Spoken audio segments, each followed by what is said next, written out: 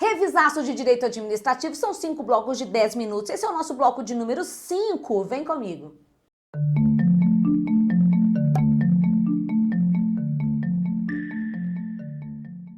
Olá, alunos, professora Elisa Faria. A gente está num revisaço de 5 blocos de 10 minutos. Esse é o bloco de número 5 e a gente vai conversar sobre 2 temas também altamente caidores nas nossas provas, que é improbidade administrativa e princípios da administração. Na parte de improbidades administrativa, Lei 8429, basta a gente lembrar que o agente público não pode sair por aí praticando atos de enriquecimento ilícito, prejuízo ao erário, nem atentado aos princípios e, recentemente, mais uma coisa que é concedendo incentivos tributários indevidamente por aí afora. Então, se o agente público pratica qualquer uma dessas atitudes, desses atos, ele vai ser punido com sanções políticas ou civis ou administrativas, ou todas juntas, mas não com sanções penais. Aqui a gente não está falando nem de crime, nem de contravenção, não é o direito penal que está atuando, então essas atividades, improbidade administrativa, não tem sanção de detenção nem reclusão previstas na Lei 8429, ok? Pode acontecer de um determinado ilícito ao mesmo tempo ferir a Lei 8429 e ferir o Código Penal. Aí então ele vai ter uma punição por lá, mas isso não é direito administrativo. Em relação a essa gradação, atenção, ou é atentado aos princípios, ou é prejuízo ao erário, ou é incentivo tributário indevido, ou é enriquecimento ilícito. Não existe, fez os 4, não. Se ele fez mais do que atentado aos princípios, pode saber que você vai encaixar ele no prejuízo ao erário. Se ele fez mais do que isso, você vai encaixar ele lá no enriquecimento ilícito. Então não pode falar que ele fez os 3, tá bom? Ou 4 aí no caso. Bom, as sanções são uma gradação e essa gradação vão começar aqui com suspensão dos direitos políticos. No caso, todas essas hipóteses de suspensão cabem nas nossas mãos. Olha que fácil, ó. Para começar, então, prejuízo ao erário, começando com atentado aos princípios, você vai usar uma mão só. Suspensão dos direitos políticos de 3 a 5 anos. Então, no atentado aos princípios, suspensão de 3 a 5 anos. Você foi para o prejuízo ao erário, você já tinha 5 anos, vai mais 3.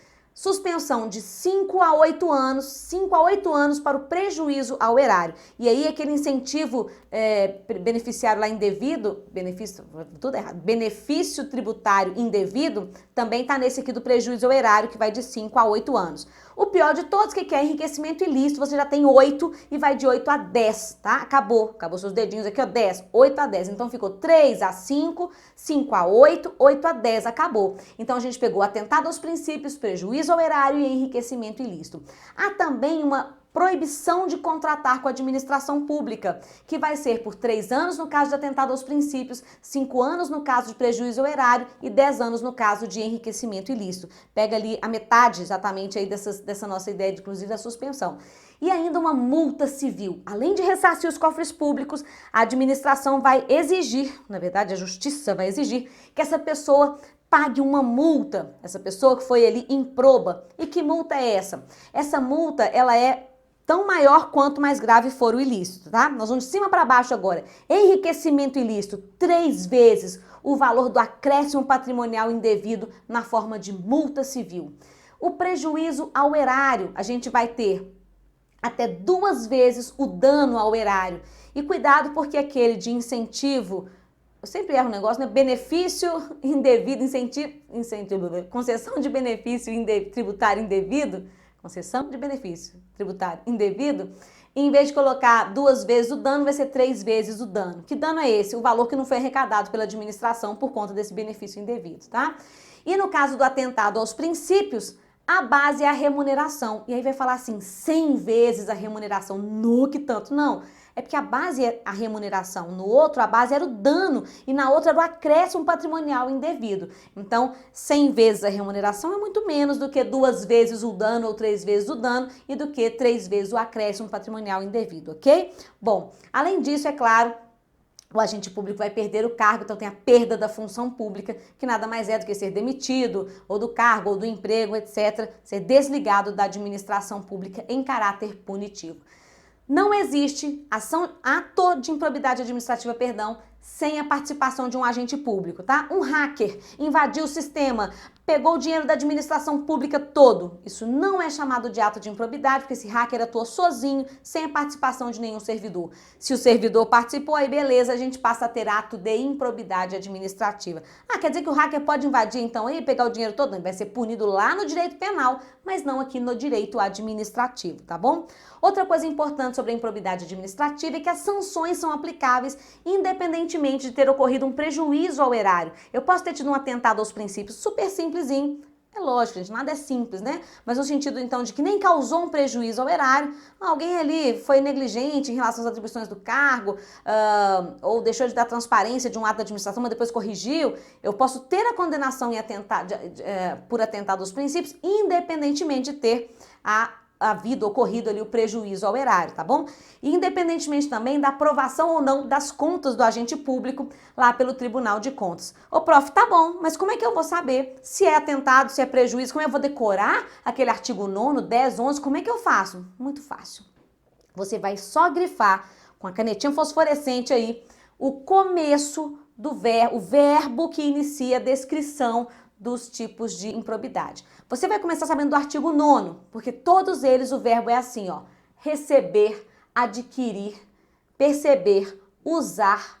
O verbo tem um movimento de para mim, embora não seja para que eu use. Eu posso falar assim: recebi para outrem, mas o verbo é receber, perceber, obter, adquirir, usar. Esses são do enriquecimento ilícito.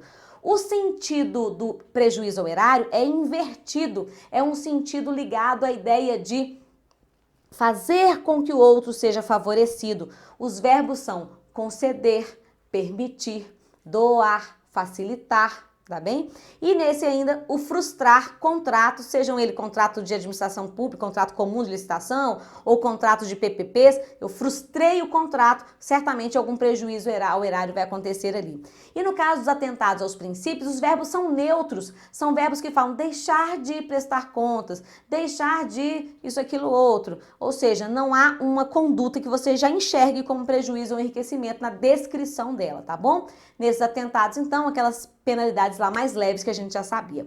Bom, agora a gente fala um pouquinho sobre improbidade administrativa para a gente fechar com chave de ouro, falando sobre princípios. Professora, princípios não devia ser lá no princípio? Não, princípios é um negócio complicado, é a coisa mais difícil que você vai fazer na sua prova, é falar sobre princípios, porque você vai contar com a abstração do examinador e mais a do Supremo Tribunal Federal e do STJ que disse que, e do doutrinador que disse aquilo outro, e por falar em doutrinador, muito cuidado com o que diz o Zé dos Santos Carvalho Filho, que geralmente vai cair na sua prova, porque ele não chama os princípios de expressos e implícitos. Ele chama os princípios de expressos e reconhecidos. Então, princípios expressos, aqueles 5 da Constituição, do artigo 37 caput, legalidade, impessoalidade, moralidade, publicidade, eficiência, e todos os outros, razoabilidade, motivação, autotutela, quem mais quer pensar aí? Já falei, proporcionalidade, segurança jurídica, informalismo, formalismo moderado, oficialidade, todos os outros, professor, onde você achou tanto de princípio? Vai lá na Lei 9784, segredo, Lei 9784, artigo 2º, parágrafo único. Lá tem um tanto de princípios, você chama tudo de implícito, mas o Zé dos Santos Carvalho Filho chama de reconhecidos. Então olha que frase perigosa. O princípio da legalidade é reconhecido pelo direito administrativo? Falso. Falso? É. Porque se eu falar que ele é reconhecido, eu estou chamando ele de implícito e não de expresso, e ele é um dos princípios expressos da nossa Constituição, tá bem? Então, expressos versus implícito, tomar cuidado. Outra coisa importantíssima em relação aos princípios, qual que vale mais? Qual princípio tem hierarquia sobre o outro? Nenhum! Não existe hierarquia entre os princípios, cai isso em prova toda hora. Os princípios ficam boiando ali em cima da água, ou senão flutuando ali nas nuvens, e eles têm o mesmo grau de importância. O que acontece é que a gente pode dar mais peso para um ou para outro, a gente chama isso de ponderação de princípios, ok? No sistema de ponderação, é como na sua prova. Você vai fazer uma prova de concurso, aí português é peso 1, direito administrativo é peso 2, constitucional foi peso 1. Você vai ter, então, pesos para a matéria, mas você não está falando que nenhuma é mais importante do que a outra, todas são importantíssimas, tá? Então, a ponderação de princípios é isso. Você vai, no caso concreto, ver qual que tem mais peso, mas nunca vai falar que existe uma hierarquia entre os princípios, nem expressos e implícitos, nem os expressos entre si, nem os implícitos entre si, tá bom?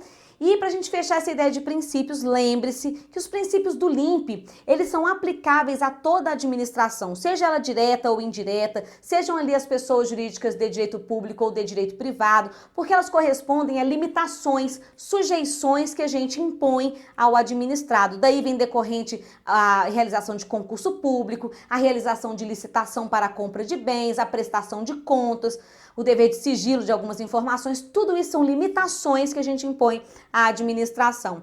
E de onde é que surge a ideia de prerrogativas do poder público? Como é que eu falo que o poder público pode, então, ali exercer, né, multar alguém, apreender uma mercadoria, demitir, desapropriar um imóvel? Como é que funciona isso? Pelo princípio da supremacia do interesse público sobre o interesse particular. Então, a ideia de que os interesses são indisponíveis, porque são do povo, estão ligados a essas sujeições, especialmente nos princípios do LIMP, e a ideia de que o Estado tem prerrogativas, poderes que se opõem aos poderes do particular, a gente vai chamar de supremacia do interesse público sobre o interesse particular, tá bom? Então, esses dois princípios, indisponibilidade do interesse público e supremacia do interesse público, formam o que a gente chama de regime jurídico administrativo. Você vai encontrar em prova quanto ao regime jurídico administrativo é correto afirmar, tá bem? Tá. Eu queria ainda, tá, em relação aos princípios, você tomasse alguns cuidados. Para você não errar um princípio com o outro, tome o cuidado de fazer uma separação quase que matemática deles. Se a prova for dissertativa, escreve à vontade, fala que eles se parecem um com o outro, mas na prova escrita, principalmente na múltipla escolha, legalidade é agir autorizado por lei. Não vá muito no sentido de legitimidade, não, que você pode se enroscar. Por exemplo, agir conforme o direito. Ora, se eu ferir qualquer princípio, eu não estou conforme o direito. Vai dar vontade de marcar todos os princípios e mais o princípio da legalidade. Você não vai poder fazer isso. Então, estava lá na sua prova, não agiu conforme a lei, não cumpriu a lei orçamentária, não tinha previsão legal, você marca legalidade. Impessoalidade tem 3 sentidos, pode ser a igualdade e isonomia, que essa ideia, então, de escolha com julgamento objetivo, de garantir concurso público para ingresso no cargo, licitação com igual condições para os licitantes. Então, impessoalidade como ideia de igualdade e isonomia. Ainda como a ideia de alcançar o interesse público, então a finalidade da administração é o interesse público, daí porque impessoalidade é sinônimo também de princípio da finalidade.